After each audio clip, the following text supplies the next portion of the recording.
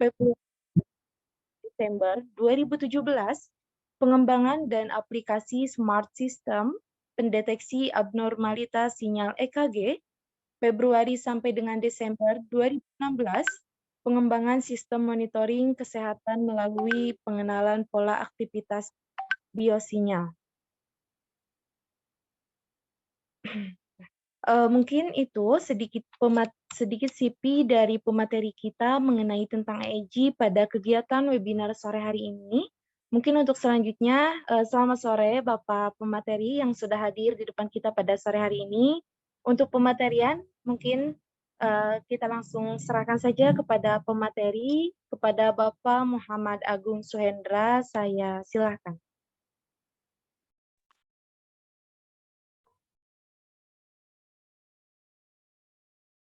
Oke, terima kasih ya Dina yang sudah menyampaikan sebagai moderatornya. Terima kasih waktunya.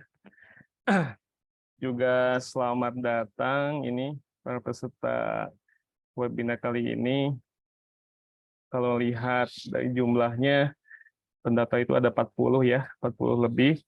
Dan saya lihat juga banyak juga ya, bukan hanya dari pihak Universitas Mandiri, juga ada di TLU juga ada, kemudian ITERA juga ada, Sumatera ya, kemudian Politeknik Riau juga ada, dan masih banyak lagi ya, tentunya banyak lagi.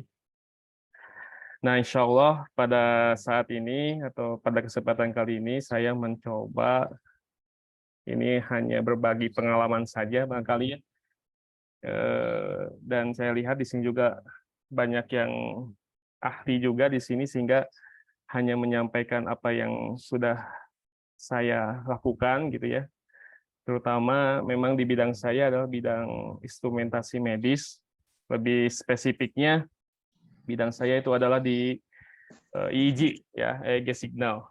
Nah, pada kesempatan kali ini saya akan mencoba menyampaikan salah satu topik ya, topik riset yang sudah dilakukan, yaitu berkenaan tentang kursi roda berbasis sinyal otak atau EEG signal. Nah, jadi kursi roda ini dipergunakan untuk orang yang memang betul-betul lumpuh ya. Ayo tonton ya.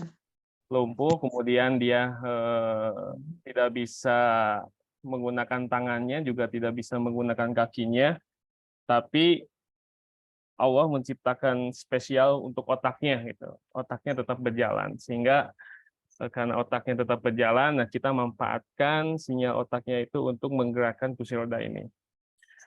Oke, kita next ya. Nah, ini sepintas tentang saya. Tadi sudah disebutkan juga ya oleh Dina bahwa saya satunya di UIN, Gunung Jabati Bandung, jurusan fisika.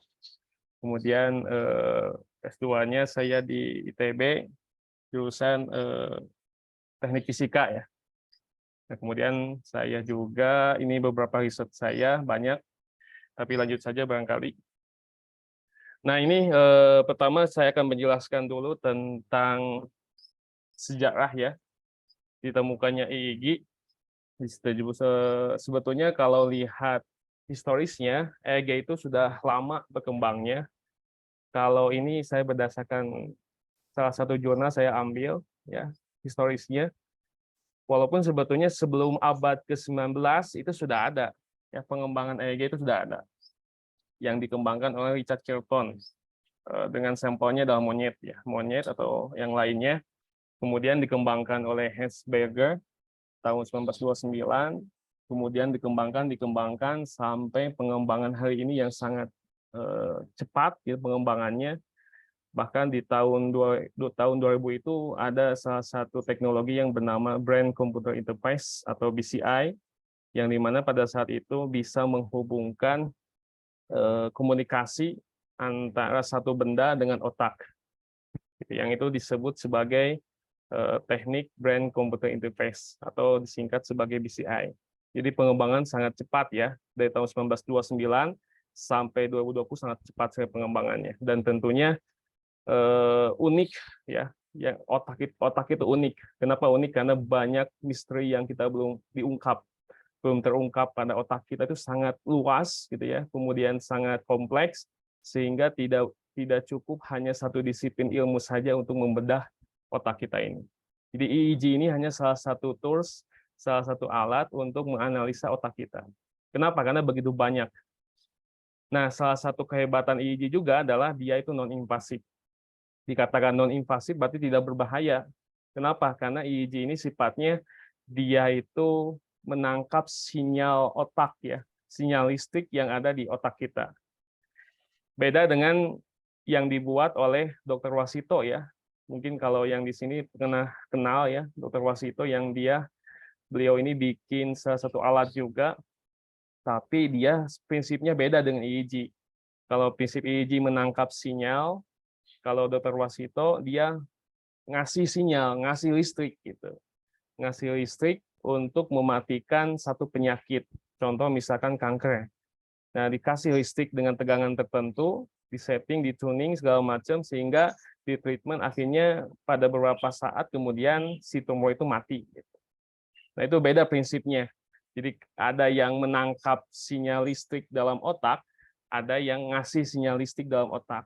Nah, kalau saya yang EEG di sini adalah nangkap sinyal listrik yang ada di otak kita. Kenapa? Karena listriknya sangat cepat, gitu ya. Nah, ini kurang lebih fisiologinya ya. Jadi sebetulnya yang ditangkap oleh EEG itu adalah hanya di scalp. Scalp itu hanya permukaan kepala aja gitu. Jadi alat EEG-nya atau elektrodanya hanya disimpan di permukaan luar otak, yaitu kepala. Sedangkan sisinya listriknya itu ada di sini nih, di akson, ya, di dendrit segala macam. Nah, sebetulnya di sini pusatnya. Kenapa? Karena interaksi satu pesan ke pesan yang lain itu sangat cepat kan. Satu dendrit ke dendrit yang lain itu sangat cepat dan itu kan basisnya listrik gitu.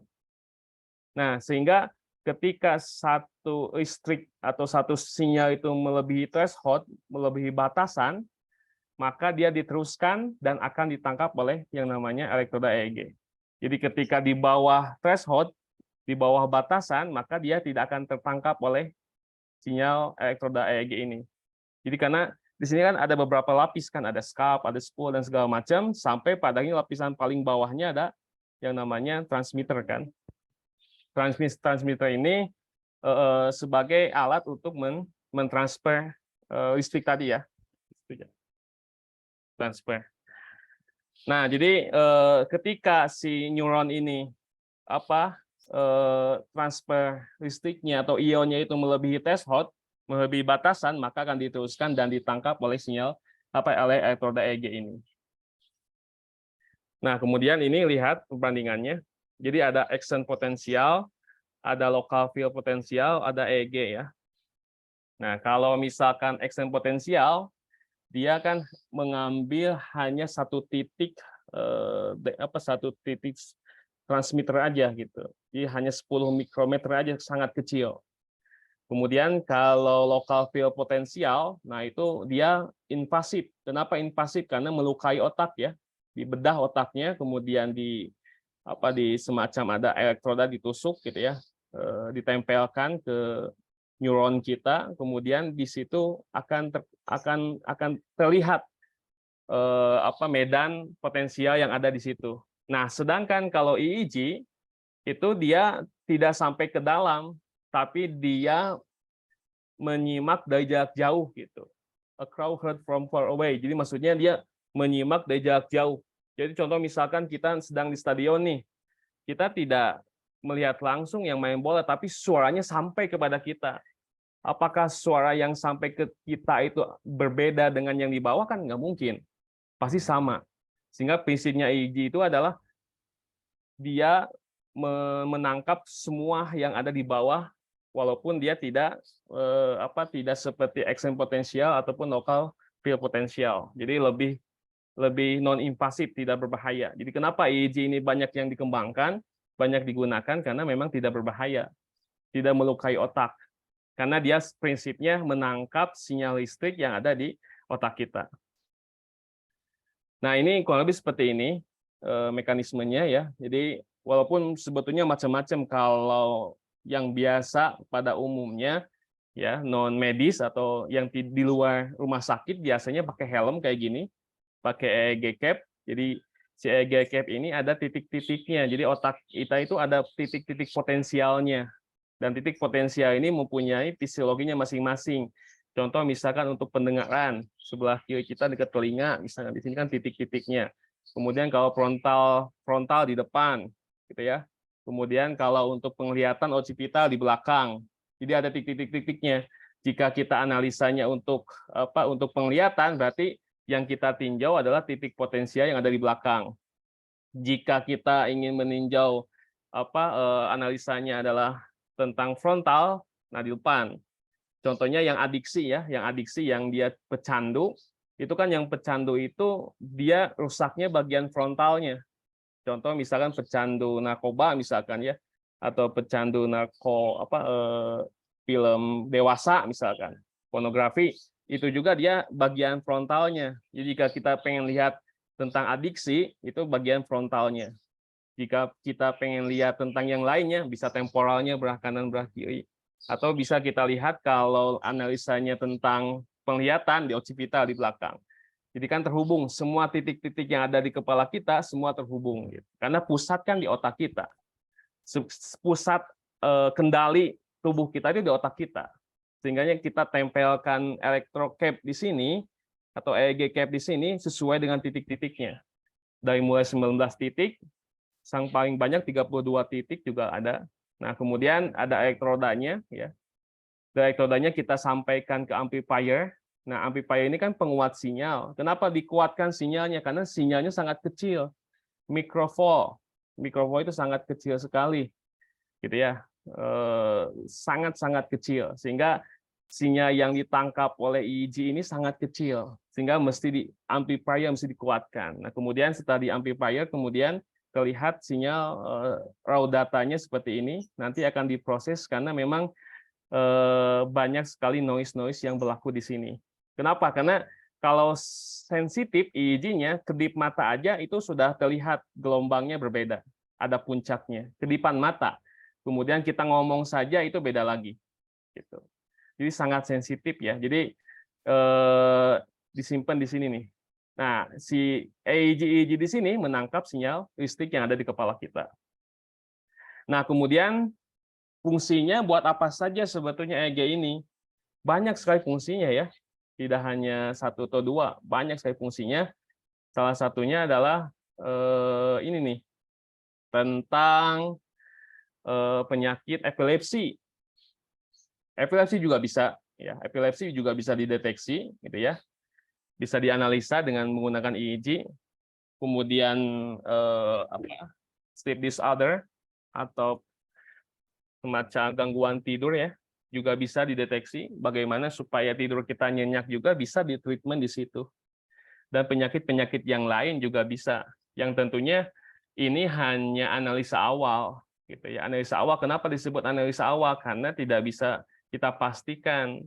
Karena kan kita hanya merekam dari permukaan otak saja. Kenapa? Karena permukaan otak kan yang bagusnya dibelah, gitu ya, dibelah, kemudian dibelah, kemudian dilihat langsung otaknya dan di elektrodanya langsung nempel ke bagian-bagian otak yang dituju. Itu bagusnya seperti itu. Tapi kan itu invasif. Invasif itu maksudnya adalah melukai tubuh. Sedangkan EEG itu tidak melukai tubuh, hanya menempelkan di kepala saja. Walaupun nanti ada ketentuan-ketentuannya ya. Ketentuannya adalah keramas dulu rambutnya, takutnya kan nanti ada ketombe dan segala macam, itu juga ngefek juga. Nah, kemudian di sini ada EEG yang digunakan, banyak sekali ya teknologinya.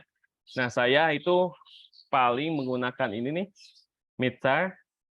Saya paling sering menggunakan ini. Kemudian emotif juga bisa digunakan, OpenBCI juga bisa digunakan, gitu ya. Tapi hampir semua bisa, gitu. Hampir semua bisa digunakan. Tapi saya paling sering menggunakan itu adalah MITSAR. MITSAR ini buatan Rusia ya. Rusia, kemudian dia memang cocok untuk medis banget gitu ya. Sedangkan OpenBCI, emotif dan NeuroSky itu biasanya dia buat research gitu, buat development, buat pengembangan alat. Nah, kemudian, nah ini beberapa proyek yang saya pernah lakukan. Yang pertama, saya itu pernah melakukan penelitian, sebetulnya bukan dari 2015 ya, saya sudah dari 2013 penelitiannya tentang kursi roda ini.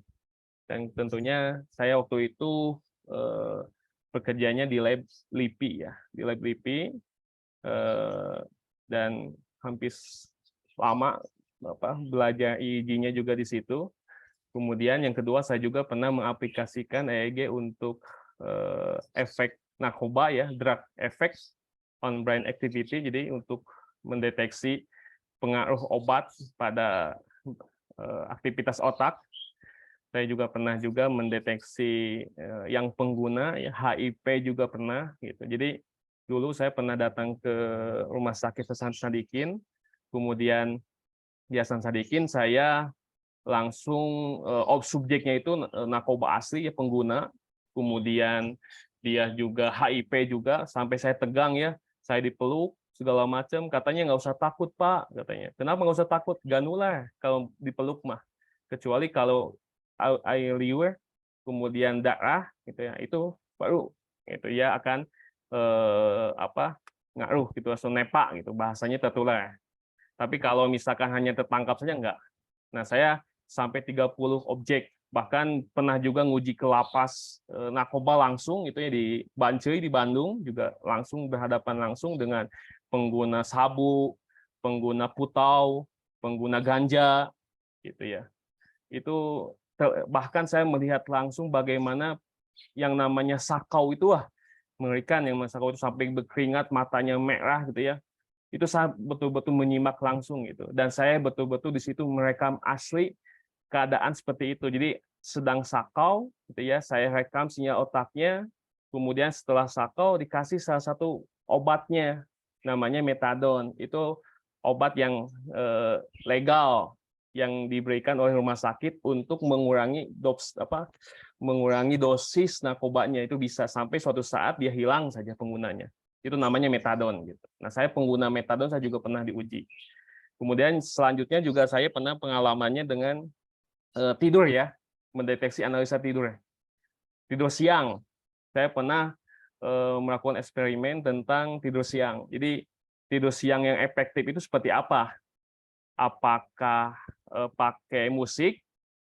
Apakah pakai aromatik?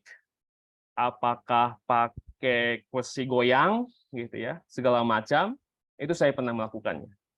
Dan yang paling saya suka itu yang paling keempat, apa? Impulsive behavior.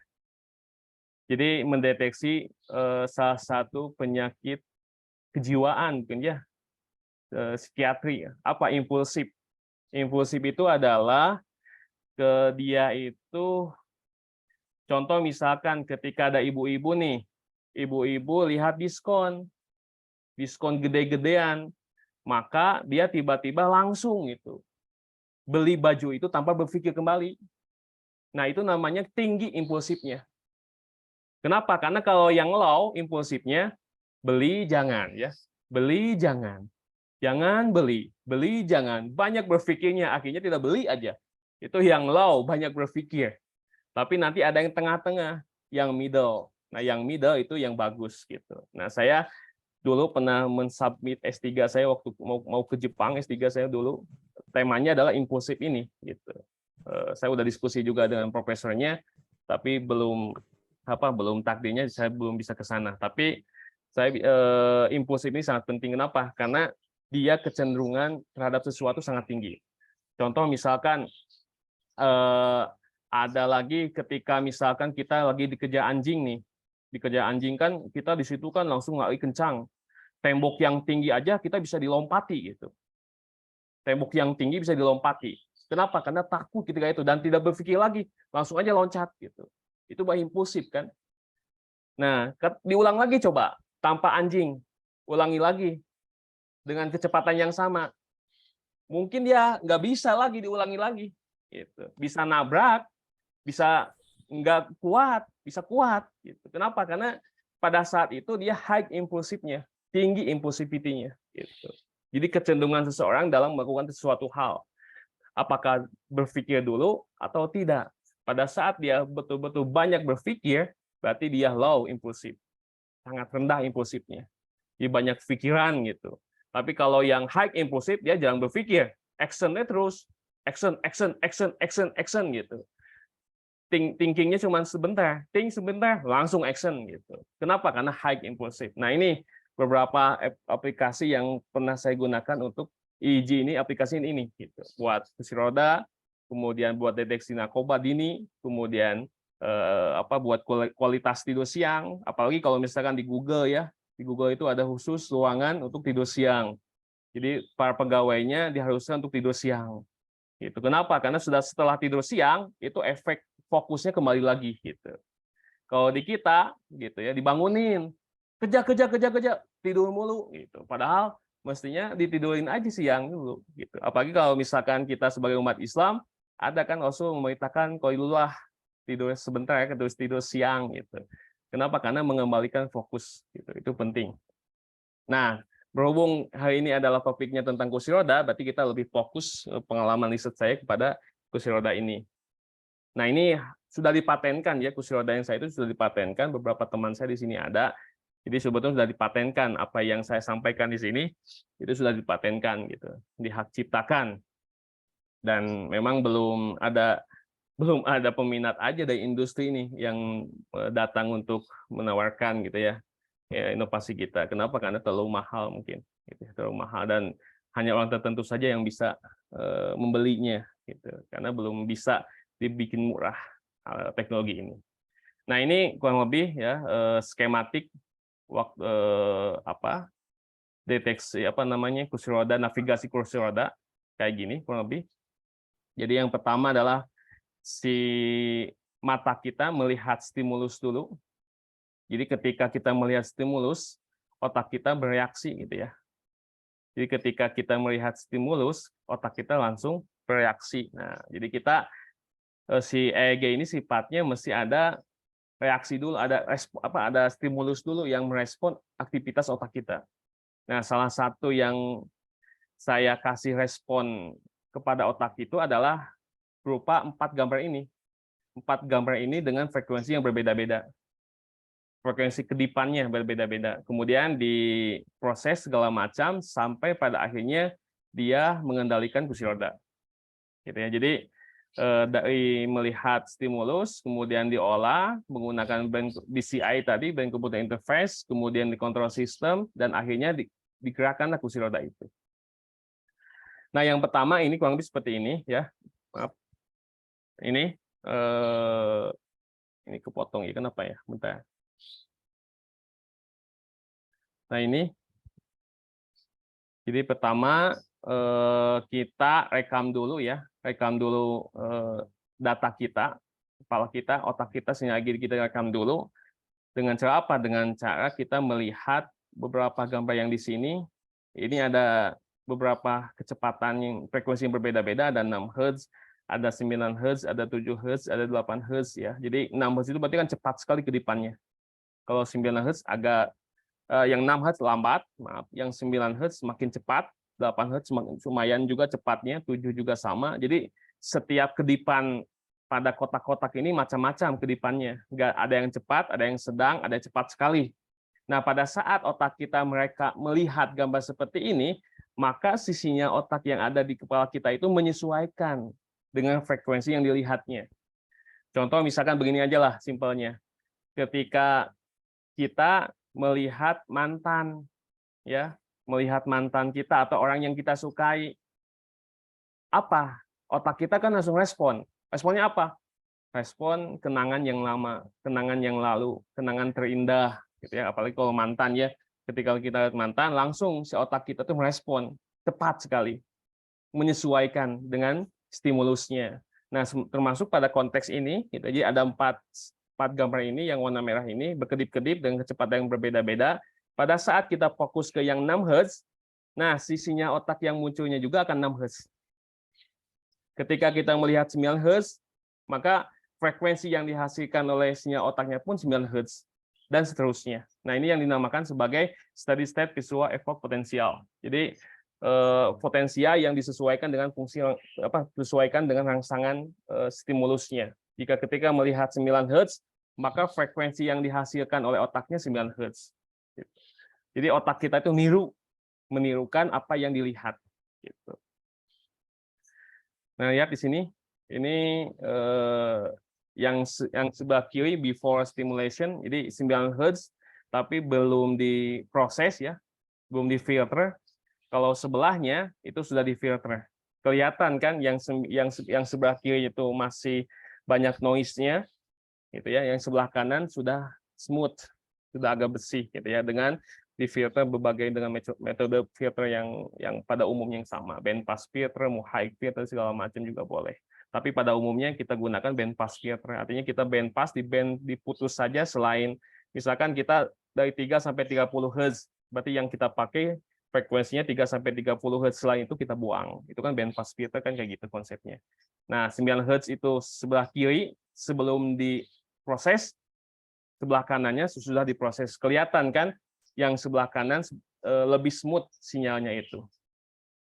Kemudian, nah ini kalau lihat mappingnya si otak, kalau di mapping 3 dimensinya, ini 2 dimensi ya, 2 dimensinya sebelum dia melihat stimulasi, sebelum melihat simulasi, itu aktivitas otaknya biasa saja.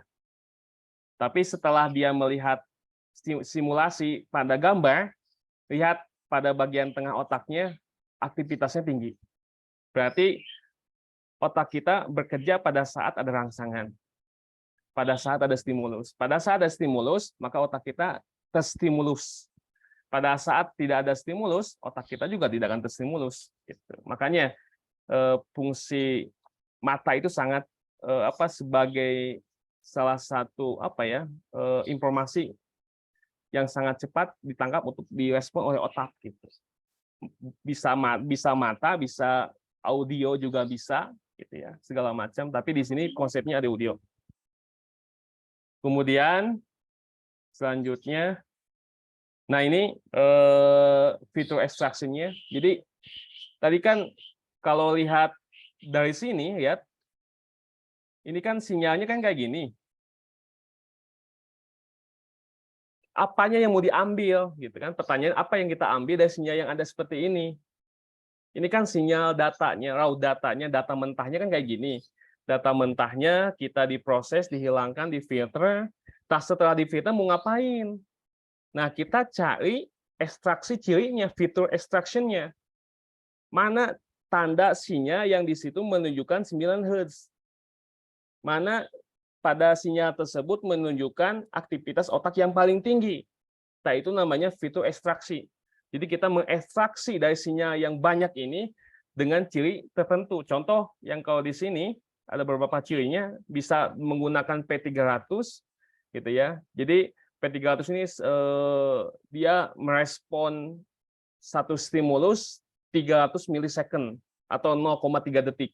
Di otak kita itu mampu merespon satu stimulus dengan kecepatan 0,3 second atau 300 milisecond. Gitu ya. Itu cepat sekali. Nah, itu bisa dilatih gitu. Atau bisa dengan visual evoke potensial gitu ya. Ini memang bahasanya agak nggak umum gitu, tapi ya saya usahakan coba dibikin umum saja bahasanya. Kemudian yang saya pakai itu adalah state yang ini, SSPEV, Steady State Visual Evoke Potential. Maksudnya apa? Yaitu apa yang kita lihat hasilnya menyesuaikan. Jadi ketika kita melihat gambar 9 Hz, maka otak kita pun sinyalnya menghasilkan 9 Hz. Ketika otak kita melihat 20 Hz, maka sinyal otak kita menghasilkan sinyal 20 Hz. Artinya menyesuaikan dengan evoke potensialnya. Jadi visual evoke potensial, steady state visual evoke potensial. Nah, metode ini sangat banyak digunakan, dan pada saat itu saya menggunakan metode yang steady state visual evoke potensial atau disingkat sebagai ESPEP gitu ya. Nah, ini klasifikasi. Jadi setelah kita dapat ekstraksi fiturnya, kita klasifikasi. Nah, ada beberapa klasifikasi yang ditawarkan. Bisa menggunakan support vector machine atau SPM ya, SPM. Itu banyak sekali menggunakan metode ini.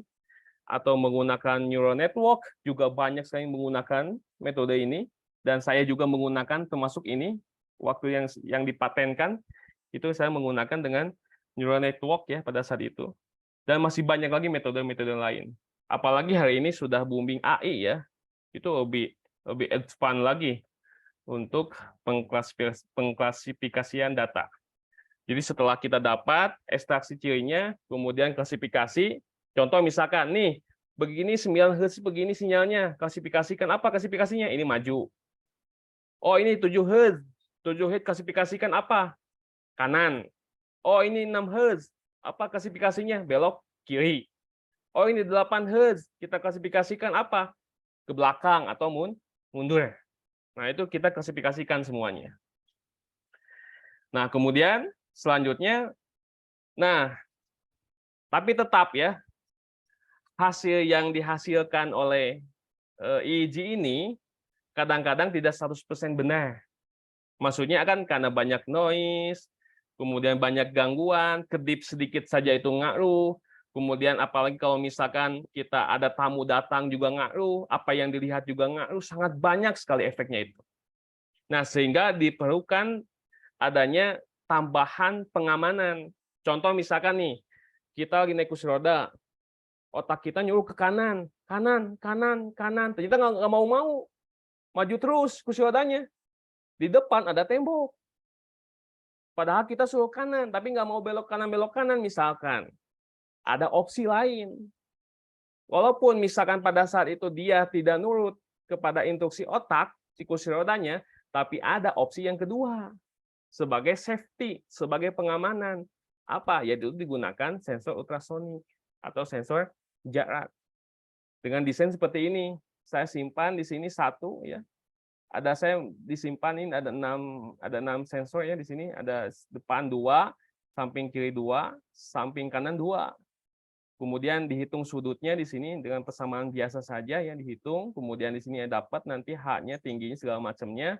Nah, nanti ketika kita tentukan ketika belok kanan di situ ada tembok, dia nggak akan nabrak gitu, aman, safety gitu. Kenapa? Tetap kayak apa ya, kayak mobil Tesla itu nggak full 100% dikendalikan dengan safe driver kan, tapi kadang-kadang ada opsi yang lain.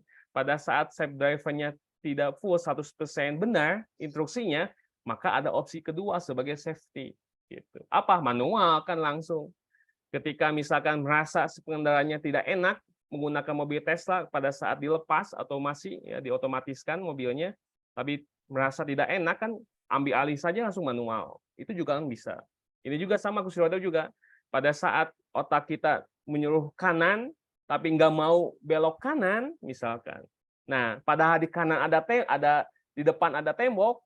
Nah, berarti kan kalau nggak mau kanan, terus kena tembok kan luka si pasiennya. Nah, supaya tidak luka pasiennya, kita tambahkan sensor jaraknya, ultrasoniknya di depan. Jadi ketika fungsi otak kita tidak berfungsi, atau instruksinya salah atau tidak mau, misalkan karena kan human try data ya, error data biasa itu kan. Nah, kita ada opsi yang kedua apa menggunakan sensor sebagai pengamanan itu ultrasonic sensor. Nah, kemudian ini kita dapat H-nya segala macamnya dari persamaan trigonometri ya. Nah, ini salah satu pernah juga kita booming ya masuk ke Kompas TV juga dan ini dipakai oleh Andi Epnoya pada saat itu. Jadi saya pernah dipakai oleh Andi Epnoya, gitu. Kick Andy lah, tapi bukan acara Kick Andy, acaranya di di Big Bang Show ini, nggak tahu sekarang ada atau enggak, ini tahun 2018, 17 kayaknya udah lama. Kemudian di Trans TV juga di Kompas 2 kali, di Sapa Pagi, kemudian acara Big Bang Show, kemudian di Trans 7 juga di Dr. Oz juga pernah juga tampil di bawah langsung, jadi kita nggak hoax gitu. Kenapa? Karena langsung dipakai oleh orang lain, bukan oleh saya gitu, tapi orang lain. Nah, ini kan ada laptop di depan ya. Nah, laptop di sini karena memang pengolahan datanya masih menggunakan base-nya adalah komputer gitu. Kita belum memindahkan ke sistem minimum atau kalau sekarang kan Raspberry ya, belum dipindahkan ke situ. Masih menggunakannya adalah komputer. Nah, kita lihat di sini. Lurus, oke. Bagus, bagus. Iya. Iya. Ke kiri, ke kanan. Up. Bagus, fokus. Saya ada di belakang.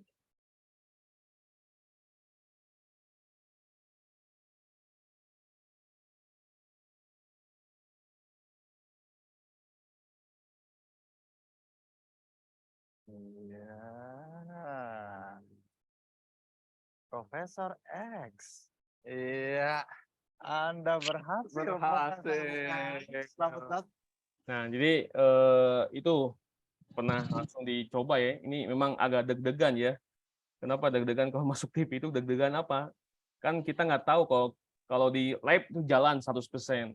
Tapi pada saat dibawa ke media, kadang-kadang ada yang salah teknis itu. Banyak sekali banyak masalahnya. Jadi betul-betul mesti hati-hati gitu. Jadi memang waktu saat kita masuk ke Kompas ini, deg-deg-dug gitu. Jalan nggak. Kan kok nggak jalan malu kan? Gitu. Kita malu. Sudah kita yakin jalan, ternyata nggak jalan. Itu kan malu sekali gitu. Jadi betul-betul dipersiapkan di lab sampai begadang gitu. Jadi tampil besok pagi-pagi nih. Dan semalaman tuh di lab sampai subuh mempersiapkan gitu. Udah sip, dibawa ke Jakarta pada saat itu. Saya tidur aja, ngantuk kan di lab, ngantuk tidur aja. Kemudian pagi-pagi di setup alatnya dan kemudian dipakai oleh Andi Ebnoya gitu. Dan pada saat itu juga ada beberapa penampilan dan salah satunya penampilan di saya ini cuma 15 menit lah, penampilannya nggak lama gitu, tapi ya sangat berkesan gitu ya. Ternyata apa yang kita kerjakan di lab bisa berkontribusi walaupun hanya sedikit, walaupun memang hanya sampai paten saja gitu ya, belum dimanfaatkan oleh industri karena memang cukup mahal, masih mahal, alatnya masih dihitung mahal. Nah, jadi salah satu aplikasi yang saya pakai untuk EEG ini adalah untuk menggerakkan kursi roda. Jadi banyak fungsinya sebetulnya, bisa buat analisa epilepsi, bisa untuk menggunakan aplikasi lie detector juga bisa, aplikasi buat apalagi membuka pintu juga bisa gitu. Contoh misalnya kita ada punya lab, saya pernah tuh eksperimen lab saya gitu ya, kemudian dibuka pintunya pakai EEG. Itu lucu-lucuan aja lah, boring gitu ya, waktu itu nggak ada kerjaan, ya udah kita buka aja open access dengan EEG gitu. Kalau misalkan kan biasa kan dengan retina ya mata, atau dengan voice suara. Nah, kalau saya pakai si EEG ini. Jadi kalau misalkan EEG-nya dikenal pattern-nya atau polanya dikenal oleh sistem, si pintu itu kebuka. Emang itu lama, 15 menit baru kebuka pintunya, padahal kita pengen cepet kan, pengen cepet butuh nih, ketinggalan casan, apa direkam dulu segala macam. Tapi kan walaupun demikian memang masih ada opsi yang kedua, apa manualnya. Jadi walaupun ada digital, tetap analog itu dibutuhkan pada akhirnya, Mas. Supaya apa? Pada saat digital itu sedang bermasalah, maka analog ini sebagai solusi saat itu. Nah, oke, sebetulnya masih banyak video yang ditampilkan karena waktu yang sangat terbatas. Mungkin cukup sampai sini. Mudah-mudahan bisa dikembangkan lewat diskusi. Terima kasih, mangga dikembalikan lagi kepada Dina. Baik, alhamdulillah. Terima kasih Bapak selaku pemateri yang telah menyampaikan materinya pada kegiatan webinar sore hari ini mengenai tentang sinyal otak mungkin ya Pak, mengenai tentang EEG gitu. Nah, mungkin selanjutnya kita ada sesi Q&A untuk seluruh para peserta yang ingin bertanya mengenai pemateri yang telah disampaikan. Saya persilahkan mengenai kolom chat ataupun secara langsung. Bisa raise hand, angkat tangan aja kalau ada.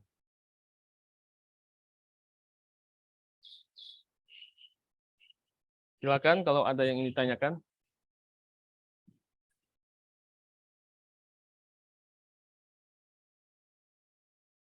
Itu ada tuh Aici. Nama asli kayak Aici. Oke, silakan diperbolehkan untuk bertanya. Baik, terima kasih banyak Kak untuk kesempatannya. Terima kasih untuk pemateriannya Pak, sangat luar biasa dan ini adalah pengetahuan baru bagi saya. Saya izin bertanya kepada Pak Agung yang saya ingin tanyakan, yaitu untuk wheelchair ini sendiri kan misalkan yang seperti Bapak jelaskan tadi, misalkan masih ada seperti noise di otak itu mungkin ada terjadi kesulitan dideteksi oleh wheelchair ini terhadap gerakan-gerakan. Lalu apakah ada hal yang harus ditingkatkan dalam teknologi ini? Mungkin hal yang harus diperbaiki agar tidak terjadi hal-hal yang tidak diinginkan, misalkan error begitu mesinnya, atau laju wheelchair yang tidak terkontrol begitu, Pak. Yang kedua, apakah wheelchair ini sudah bisa komersialisasinya itu apakah bisa dijangkau oleh seluruh masyarakat, apa masih limited edition, Pak? Terima kasih. Siap. Ini IGT dari mana asalnya? Dari SMA 2 di Jambi, Pak. SMA 2 di Jambi. Oh iya. Oke. Gimana Pak Bu Moderator, satu-satu jawabnya atau gimana? Boleh Pak, mungkin ini ada Kak Elijah yang ingin bertanya kembali, mungkin boleh ditampung dulu mungkin ya Pak? Boleh, Mangga. Dicatat kan Dina ya? Catatkan pertanyaannya tadi. Iya Pak, ada. Iya. Oke, untuk Kak Elijah, silakan Kak Elijah. Perkenalkan dulu dari mana ya? Ya, baik. Perkenalkan, nama saya Eliza Rumnafiri dari Universitas Mandiri Subang, Prodi PGSD semester 2. Izin bertanya, bagaimana sih teknologi dapat mampu meningkatkan kemandirian dan kualitas hidup orang dengan keterbatasan fisik, dan faktor apa saja yang mempengaruhi kinerja teknologi kendali kursi roda berbasis sinyal otak? Terima kasih. Oke, baik. Terima kasih Kak Elijah pertanyaannya. Mungkin boleh dijawab Bapak dari pertanyaan yang pertama dari Kak Aici SMAN Jambi. Silakan Pak. Oke. Ya, terima kasih nih Aici ya. Ini panggilan atau nama asli Aici itu ya? Nama aslinya siapa? Aici atau emang dipanggil panggilan nih Aici itu? Halo? Aisila, Pak. Oh, Aisila. Oh, panggil IC bukan Aici, berarti maaf ya, IC. Oke, tadi itu pertanyaannya adalah apa yang mesti dikembangkan ya? Karena dulu itu tahun 2015 itu sebetulnya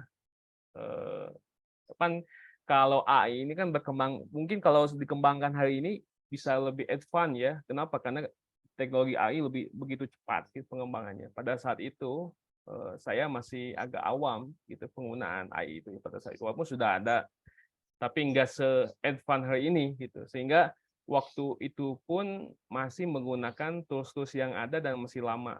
Gitu. Contoh misalkan saya itu masih menggunakan MATLAB ya, masih menggunakan MATLAB dalam pengolahan sinyalnya. Jadi waktu itu kan sebetulnya pengerjaan riset waktu S1 ya. Jadi waktu itu saya menggunakan apa yang saya bisa saja dulu gitu ya, yaitu menggunakan dengan softwarenya MATLAB pada saat itu ya. Kemudian sistem minimumnya kontrolnya pakai Arduino pada saat itu. Jadi kan kalau MATLAB kan basisnya masih komputer ya, belum bisa dipindahkan ke mini komputer, belum bisa gitu. Bukan mini komputer, masih sistem minimum gitu. Masih belum bisa. Dan memang prototipe yang kita gunakan adalah Mitra tadi kan, buatan Rusia tadi EEG-nya. Jadi sebetulnya pada saat itu saya hanya integrasikan apa yang ada, mengintegrasikan EEG kursi roda dengan berbasis berbasis MATLAB pada saat itu. Jadi karena pada saat itu jadi sebetulnya kalau dikembangkan lebih advance lagi. Mungkin pada saat itu saya belum terpikirkan AI gitu ya. Kalau saat ini kalau sudah terpikirkan AI mungkin lebih kekurangan tadi, sistem tadi, kekurangan pada saat terjadi kesalahan atau galat gitu bisa diatasi sebetulnya dengan teknologi pemrograman hari ini gitu. Yang pada saat itu kan saya menggunakannya adalah neural network ya, NN pada saat itu. Kemudian punya keterbatasan karena kan mau tidak mau neural network itu kan atau kecerdasan buatan dulu itu base-nya data gitu ya. Base-nya data. Saat ini juga sama. Base-nya data. Datanya sedikit maka hasilnya juga nggak baik gitu. Kenapa? Karena datanya mesti banyak. Nah, saat itu saya subjek yang direkam saat itu adalah kebanyakan yang sehat-sehat. belum pernah saya menguji yang lumpuh. Jadi saya belum pernah tuh menguji yang lumpuh. Susah karena memang ini kaitannya dengan medis ya. Terus ada kode etik. Kode etik itu didapat dari medis itu susah dapatnya, nggak gampang. Butuh proses dan perjuangan pada saat kita betul-betul ingin menguji ke etik gitu ya, ke etik. Dan itu saya belum bisa gitu. Jadi kursi roda saya kelemahannya adalah belum pernah dipakai untuk yang betul-betul lumpuh. Walaupun dulu pernah ada satu anak datang kepada saya, datang itu waktu saya di Solo, presentasi di Solo, datang. Dia anak satu keluarga, ada suatu keluarga anaknya itu jatuh, kemudian lumpuh aja, lumpuh secara bertahap, nggak bisa, pertama nggak bisa dulu jalan lama, kemudian nggak bisa jalan sama sekali, tangannya juga sama sekali nggak bisa gerak segala macam. Ketemu saya di Solo, kemudian dia minat dengan kursi roda saya, kursi roda pada saat itu yang ditawarkan, kemudian siap menjadi subjek kursi roda yang saat itu kita sedang kembangkan. Cuman ala kulihal tidak sempat di follow up pada saat itu. Jadi kita nggak pernah tahu nih diuji pada saat untuk betul-betul pasien yang lumpuh gitu. Jadi mungkin yang kedua, bukan saya pakai hanya sensor ultrasonik aja ya. Sebetulnya ada lagi salah satu sensor yang paling advance, yang paling hebat apa? Yaitu LiDAR. Kalau LiDAR itu bisa mapping wilayah. Kalau ultrasonik itu dia punya keterbatasan apa? Kolong meja. Kalau kolong meja, di depan ada meja nih. Kolong meja itu nggak dideteksi ada halangan kalau menggunakan sensor ultrasonik. Tapi kalau kita menggunakan sensor LiDAR gitu ya, atau kamera vision, itu bisa dideteksi kolong meja itu. Kalau kolong meja itu kan seolah-olah nggak ada hambatan karena kan berdasarkan jarak kan ultrasonik itu. Jadi walaupun ada meja, dilabas aja sama kursi rodanya gitu. Kenapa? Karena pada saat itu kekurangan sensor. Gitu. Walaupun setelah itu kita kembangkan lagi, gitu. Ada tambah LiDAR-nya, tambah kamera vision-nya. Contoh tangga, di depan ada tangga. Kan kalau pakai deteksi ultrasonik, nggak kedeteksi ada tangga, ya jatuh pasien itu. Bukannya malah mengobati, malah jatuh jadi korban lagi kan, kursi roda itu. Nah itu mesti ada lagi opsi lain. Gitu. Bagaimana mendeteksi tangga? Itu pakai kamera vision tadi. Sudah diatasi sebetulnya kamera vision, kemudian pemetaan wilayah pakai LiDAR segala macam itu untuk meminimalisir adanya kecelakaan. Karena yang namanya safety, keamanan itu mesti yang pertama. Gitu. Itu yang pertama ya. Terus yang kedua itu apa, Dina? Pertanyaannya. Mengenai tentang ini Pak, apa sudah Komersialisasi ya? masih Udah dikomersialisasi ya? Nah ini, jadi kelemahan di kita itu adalah penelitian yang kita punya sulit untuk dikomersialisasikan.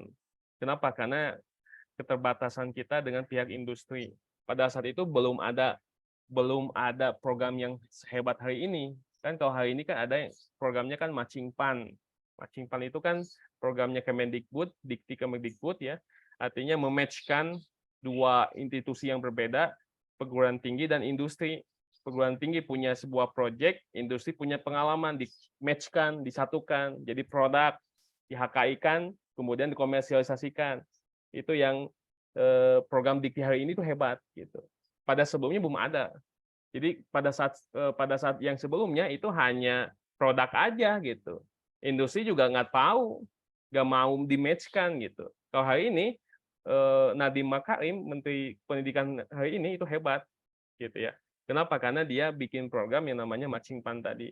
Artinya menggabungkan, mematch-kan dua institusi yang berbeda, dua lembaga berbeda, lembaga pendidikan dan lembaga industri disatukan dengan tema yang sama gitu. Dan nanti ke depannya bisa dikomersialisasikan. Jadi kebanyakan penelitian kita hanya sampai paten gitu. Termasuk penelitian yang saya juga hanya sampai paten gitu. Nggak sampai dikomersialisasikan karena kalau kita pengen dikomersialisasikan butuh dana lagi, riset lagi gitu. Untuk pengujian segala macam itu butuh waktu lagi barangkali. Kenapa? Karena pengujiannya buat manusia. Jadi pengujian buat manusia itu lama. gitu ya. Kenapa? Karena kita bentrok dengan kedokteran, bentrok dengan praktisi kesehatan segala macam. Itu pasti kita kalau dengan dunia kesehatan itu banyak sekali tantangannya. Oh, mungkin tanda kutipnya ya, mafianya banyak sekali gitu loh kesehatan itu dibandingkan dengan yang lainnya. Jadi banyak bentroknya sehingga kan Dokter Wasito dulu kan Dokter Wasito juga mengembangkan alat pendeteksi mematikan kanker gitu ya. Bahkan sampai stadium 4 sampai sehat lagi gitu ya. Itu kan ditolak mentah-mentah sama Kementerian Kesehatan, Kemenkes. Kemudian ditolak mentah-mentah oleh Persatuan Dokter Indonesia gitu. Itu ditolak juga. Akhirnya apa ya? Pindah ke Singapura kemana? Diakui di sana. Diacungin jempol gitu.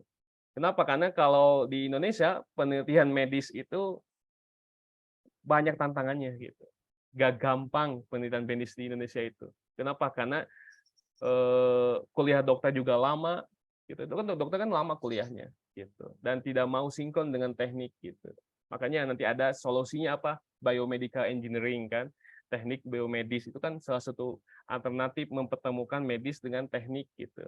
Supaya jangan berseteru terus teknik sama medis. Teknik mah listrik lah. Medis mah dengan sesuatu yang kedokteran, jangan ikut campur kan nggak bisa begitu. Kita mesti bersinergi gitu. Jangan masing-masing gitu. Nah, yang saya pernah lakukan seperti itu, jadi belum pernah dikomersialisasikan dan sangat sulit untuk dikomersialisasikan, dan kalaupun dikomersialisasikan masih dengan harga yang sangat mahal atau bahasanya tadi kata IC limited edition. Gitu. Mungkin itu ke IC ya jawabannya. Oke, baik. Pak, gimana Kak Aisyah? Apakah sudah terjawab pertanyaannya? Halo? Terima kasih udah cukup jelas gitu ya di chat. Baik, mungkin pertanyaan yang kedua ya Pak, dari Kak Eliza mengenai faktor yang mempengaruhi pada sinyal otak atau EEG tersebut gitu Pak.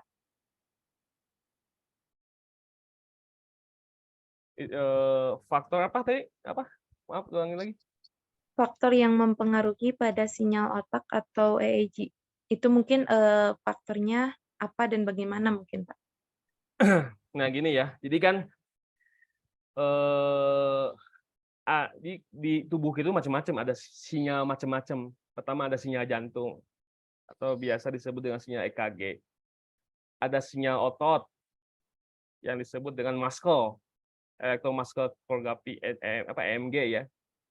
Ada juga EEG, otak. Nah kadang-kadang gitu ya, ada yang bilang dia EEG, padahal bukan EEG, EMG. Contoh misalkan dia pakai alat EEG nih, gitu. Dia pakai alat EEG, menggerakkan kursi roda, tapi dengan kedipan. Misalkan belok kanan, kedip 1, belok kanan. Kedip 2, belok kiri. Kedipnya 3 kali maju. Itu bukan sinyal EEG. Walaupun direkam EEG. Kenapa? Karena sangat kental dengan muscle-nya, ototnya. Sedangkan yang betul-betul murni, ya, EEG adalah betul-betul respon otaknya itu tersebut gitu. Jadi kalau ada kan salah satu riset ya di Indonesia juga ada kursi roda juga, cuman dia menggerakkan kursi roda dengan gini, kalau belok kanan gini, kiri gini, tapi pakai EEG gitu, pakai EEG, tapi dia menggerakkan pakai otot gitu, ya pasti bakal terlihat efek berbedanya kelihatan banget. Tapi masalahnya kalau dia betul-betul lumpuh gimana? Nggak bisa kan pakai gini, gitu, pakai kedip-kedip juga nggak bisa. Gitu. Jadi betul-betul yang bedain antara sinyal otot, antara sinyal EKG dan sinyal otak itu dibedain. Kalau sinyal otot kan sinyal sinyal jantung kan jelas ya, deg-deg. Kalau di film-film udah tahu mungkin lah. Kalau ada di pasien kan di rumah sakit ada sinyal jantungnya kayak gitulah gitu ya. Kalau sinyalnya lurus berarti mati kan gitu orangnya. Nah, kemudian AMG juga kan otot. Jadi kalau sedang gini nih, tangan gini, berarti kan ada sinyal ototnya di sini otot.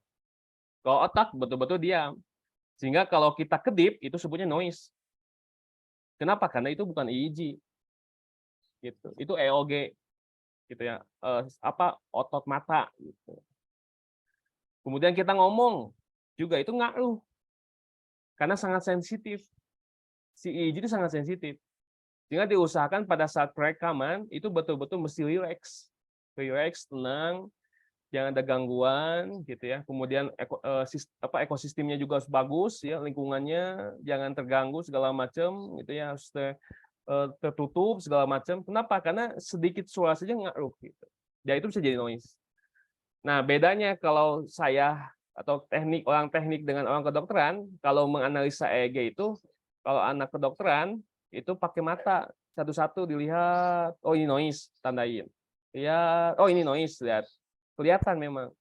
Nah, kalau saya karena orang teknik nggak tahu ya, yang maca juga itu kan hanya ilmu kedokteran aja yang tahu, belajar sinyal, pola-pola sinyal. Akhirnya kan saya menggunakan algoritma pemrograman MATLAB gitu. Jadi kita bikin pattern-nya segala macamnya.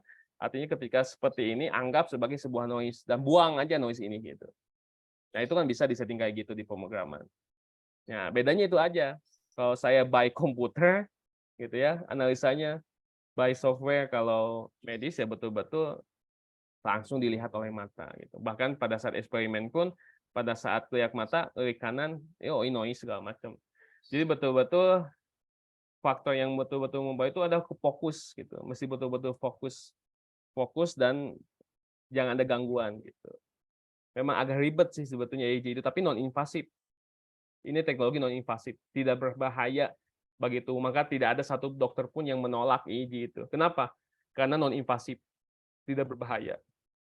Bahkan di rumah sakit pun kan itu dipakai gitu buat deteksi epilepsi segala macam, itu sangat dipakai.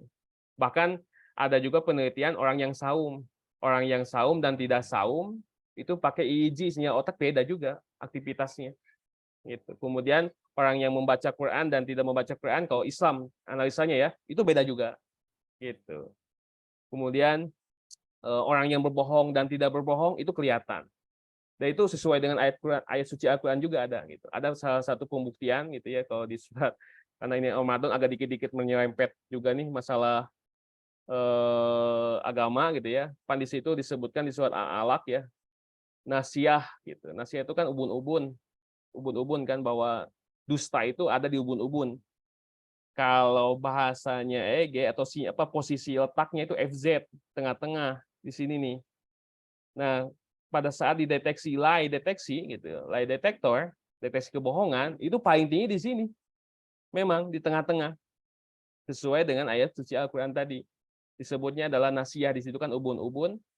Kalau di konteksnya otak, EEG, itu ada penelitian juga, saya pernah juga. Jadi di sini paling dahsyat untuk deteksi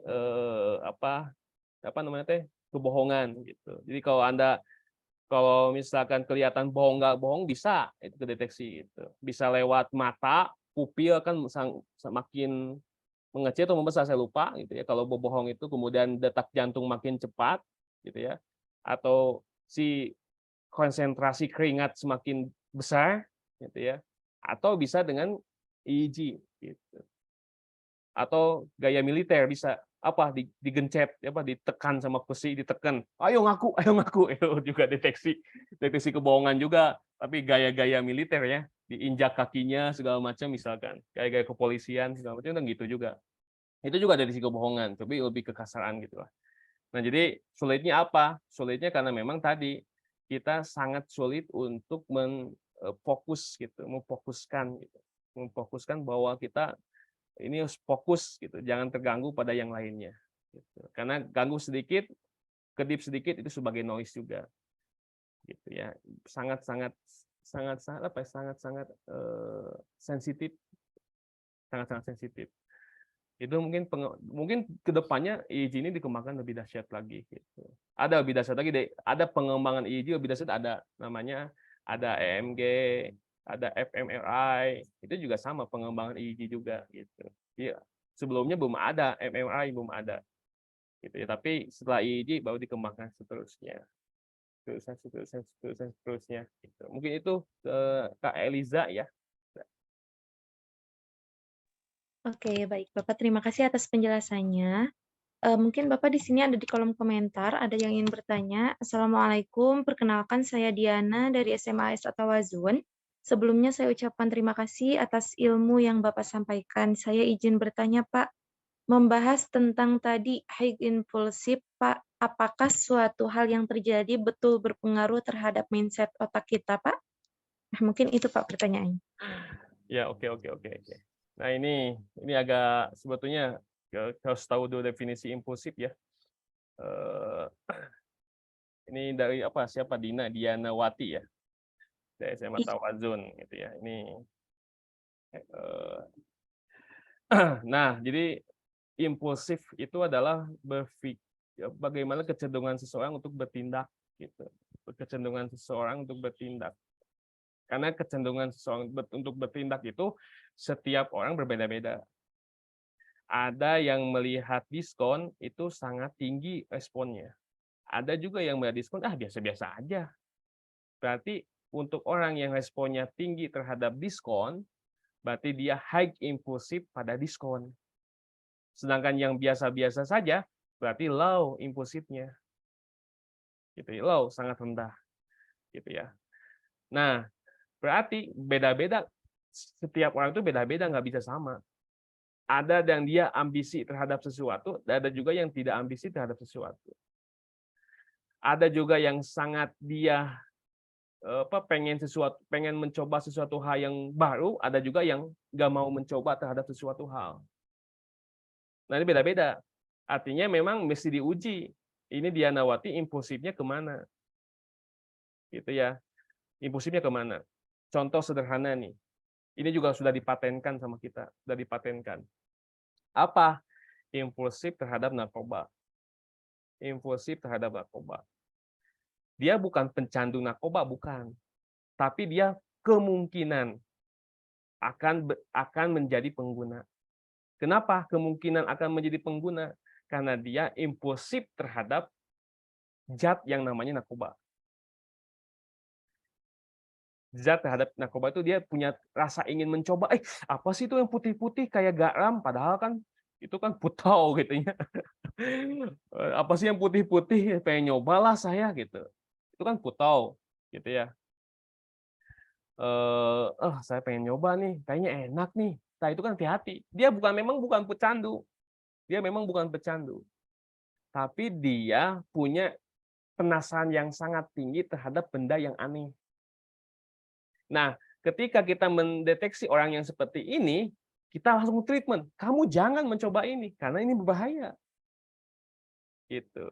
Kalau orang yang low impulsif dikasih benda yang aneh ya nggak mau, buat apa saya nyoba-nyoba, buat apa saya mencoba-nyoba, terus aja mikirnya, dia nggak mau, nggak respon gitu, nggak respon terhadap sesuatu gitu ya. Jadi ini EEG tapi nggak masuk ke bidang psikiater gitu, psikiatri, karena impuls itu bukan bidang medis umum ya, tapi psikiatri masuknya itu. Bahkan termasuk bisa juga buat ADHD, orang yang punya hyperactivity, aktivitas paling tinggi itu bisa di treatment juga dengan EEG gitu. Contohnya misalkan orang yang autis, dia kan sangat tinggi ya, tinggi aktivitas hyper tinggi gitu. Nah, kita alihkan saja hyperactivity-nya itu untuk dimanfaatkan dengan cara misalkan nih, saya punya konsep nih sebetulnya, EEG misalkan ada drone depan, ada drone, ada EEG. Kita menggerakkan drone menggunakan EEG. Nah, coba kamu deh yang autis, coba gerakan drone ini, gitu. Sampai jalan ya, itu kan berarti kan dia memancing. Asalnya dia dilampiaskan kepada temannya untuk memukul, dilampiaskan kepada meja dihancur-hancurin, dilampiaskan kepada kertas disobek-sobek. Nah, kita alihkan itu dengan memanfaatkan yang tinggi high activity otaknya itu untuk menggerakkan si drone ini. Sampai dia bisa menggerakkan drone ngapung terbang segala macam. Pada saat dia bisa kemudian disimpan lagi, mendarat ke bawah lagi, take off lagi di bawah, dia pasti bakal capek gitu. Bakal sudah terlampiaskan gitu dengan itu. Nah, itu salah satu treatment untuk ADHD gitu, penyakit ADHD. Dan masih banyak lagi gitu ya. Fungsi-fungsi ADHD itu EEG ini gitu. Jadi Diana ini cek dulu nih, dia impulsifnya kemana. Tapi yakinlah kalau lagi Shopee ya 33 atau 44 nih bentar lagi nih. Pastilah langsung beli ya Diana ya. Berarti kalau pada saat Shopee 44 tuh tanggal 4 bulan 4 kemudian pengen cepet-cepet tuh. Nah, berarti itu impulsifnya tinggi tuh kepada pembelanjaan Shopee pada saat itu gitu. Tapi nggak impulsif kepada yang lain. Jadi contoh lagi satu lagi nih. Tapi ini apa ya? Satu kasus lah gitu, satu kasus. Ada kasus apa namanya? Ini unik ya unik nih. TNI misalkan atau calon jenderal atau calon kopral, saya pernah nguji itu ya, tapi ini buat internal kita aja ya. Saya pernah nguji calon kapten misalnya, calon kapten se-Indonesia. Calon kapten se-Indonesia. Saya pernah tunggu calon kapten. Diuji itu sinyal otaknya. Apa? Diuji impulsivity-nya. Kenapa? Karena tentara ini kalau high impulsivity-nya sangat tinggi terhadap sesuatu hal yang membahayakan, itu bahaya. Contoh misalkan dia seorang kapten, dia punya pasukan ratusan bahkan ribuan di bawah. Di depan ada peperangan misalkan. Kata dia, kamu ke sana cepat. Gitu. Jadi dia tidak memperhitungkan dulu sampai pada akhirnya mengorbankan pasukan-pasukannya. Karena dia bertindak tanpa berpikir lebih dulu. Gitu. Walaupun di situ mungkin bisa benar bisa enggak ya. Tapi pada saat itu ada kasusnya ya di NTT atau di mana itu, yang seorang TNI ya karena kesalahan instruksinya telah mengorbankan pasukan-pasukannya. Kenapa? Karena impulsifnya sangat tinggi. Gitu. Impulsifnya sangat tinggi. Gitu ya. Kalau saya nih impulsifnya terhadap apa ya? Nggak tahu saya terhadap apa impulsifnya nih. Gitu. Kalau terhadap diskon saya biasa-biasa aja nih. Nggak mau check out. Kenapa? Karena pas lihat, aduh uangnya juga nggak ada. Gitu. Jadi balik lagi kepada keadaan. Gitu. Jadi kalau misalkan kalau saya impulsifnya kalau lihat orang menang, pengennya menang gitu. Nggak mau pikir lagi langsung, bukan mau eksekusi walaupun pakai celana panjang lah, langsung aja eksekusi. Gitu. Kenapa? Mungkin saya impulsif tingginya ke kolam renang gitu untuk renang swimming. Mungkin itu ya Diana ya gitu. Mungkin lebih jauhnya kita diskusi lagi ya. Ini Diana ini insya Allah ya mahasiswa UM nih, calon mahasiswa UM dari Tawazun ini. Insya Allah. Ya, mungkin itu, Dina. Oke, baik Bapak. Terima kasih banyak atas penjelasan dari pertanyaan-pertanyaan kakak-kakak yang ikut seminar pada sore hari ini. Mungkin dikarenakan waktu sudah menunjukkan 17.25, mungkin ya Pak? Iya. Kita langsung saja ke kesimpulan. Baik kakak-kakak semua, mengenai kesimpulan tentang pematerian EEG ini adalah EEG sinyal otak ini merekam aktivitas listrik dari sel-sel otak yang memberikan informasi tentang keadaan fisiologis otak manusia. Juga EEG ini digunakan secara luas dalam diagnosis dan penelitian kondisi medis dan psikologis seperti epilepsi, gangguan tidur, dan depresi. Nah, hanya saja EEG ini juga dapat digunakan dalam teknologi BCI atau Brain Computer Interface yang memungkinkan kontrol perangkat lunak atau perangkat elektronik dengan pikiran manusia. Oke, mungkin itu kesimpulan yang dapat saya simpulkan dari pematerian pada webinar sore hari ini. Mungkin saya cukupkan sekian. Kita foto dulu sebelum ini ya. Dokumentasi dulu. Boleh mungkin untuk seluruh para peserta yang ada di Zoom meeting, boleh langsung di-on-cam-kan aja ya. Iya. Kalau teman-teman semua pengen ke Fisika UM nih, kita terbuka nih ya. Kalau mau main-main, kita terbuka nih, ada saya juga di sana nanti kalau mau main-main. Mungkin di sini juga ada calon-calon mahasiswa juga nih. Kita terbuka lebar ya kalau mau diskusi segala macam. Kalau belum ada menemukan kuliah, ini di mana nih saya bingung nih. Udah aja ya di Fisika UM aja nih, nanti kita lebih dalam membahas IIG dan yang lainnya barangkali. Yuk kita on cam kan dulu. Siap. Coba Dina di ini. Yang lain. Siap. Coba operator itu Rohemat di screenshot. 1, 2, 3 ya. Kita kirimkan dulu.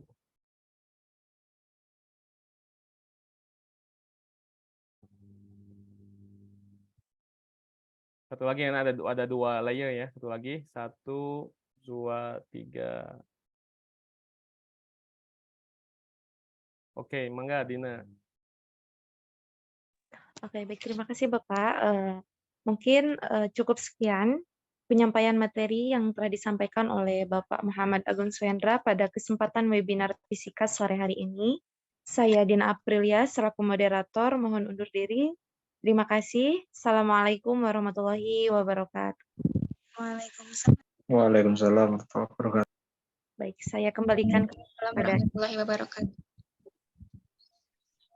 Baik, terima kasih kepada Tadina Aprilia dan terima kasih kepada pemateri Pak Agung Suhendra yang telah menyampaikan ilmunya untuk kita semua. Semoga ilmunya dapat bermanfaat untuk kita di masa depan.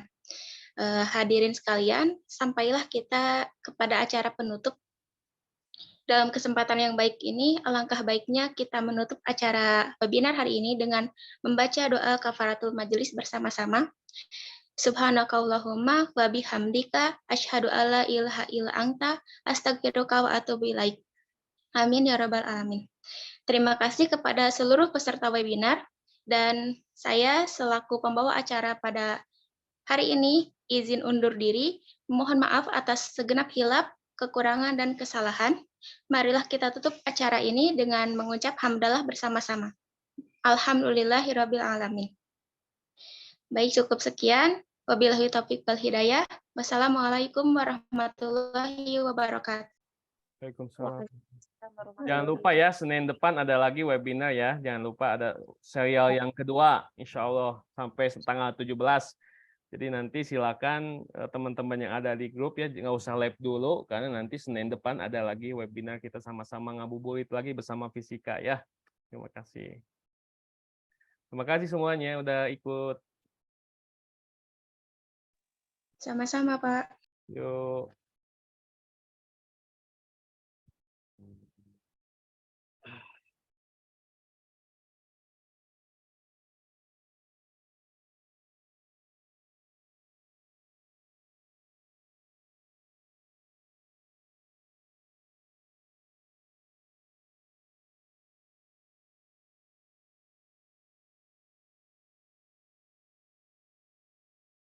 Kumaha ya buka bersama, Din? Buka bersama gimana, Din?